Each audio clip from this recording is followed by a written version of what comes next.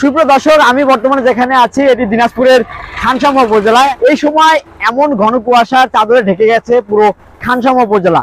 আপনার ভারী যানবাহন হেডলাইট জ্বালিয়ে তাদের যানবাহন নিয়ে চলাচল করছেন এবং তাদের গন্তব্যে পৌঁছাচ্ছেন। এবং এখান দিয়ে আমরা লক্ষ্য করেছি ইজি বাইক, মোটরসাইকেল বা ভারী যানবাহন এক হাত দূরে যে কি রাস্তা রয়েছে কিনা সেটাও দেখা যাচ্ছে না। বর্তমানে গতকালকেও আমরা লক্ষ্য করেছি, তা আজকেও সেটা লক্ষ্য করছি। এই পাশে যদি একটু দেখাই, দেখতে পাচ্ছেন একটা মোটরসাইকেল যে আসতেছে, আসলে কত দূরে রয়েছে সেটা কিন্তু অনুমান করা যাচ্ছে না। এবং আপনাদের আরো একটি বিষয় জানাই যে এটি হচ্ছে আপনার টেক্সটাইল এবং হচ্ছে খানসামার যে আঞ্চলিক মহাসড়ক, সেই আঞ্চলিক মহাসড়কগুলোতে যে গাড়িগুলো চলাচল করছে সেগুলো আপনার হেডলাইট জ্বালিয়ে কিন্তু সে চলাচল করছে। এবং এরই মাঝে কিন্তু বিভিন্ন ধরনের দুর্ঘটনা, সড়ক দুর্ঘটনা ঘটছে বিভিন্ন জায়গায়। আমরা লক্ষ্য করছি গত কয়েকদিন আগে বীরগঞ্জ উপজেলার বাস এবং ট্রাকের মুখোমুখি সংঘর্ষে প্রায় ঘটনাস্থানে 3 জনের মৃত্যু হয়।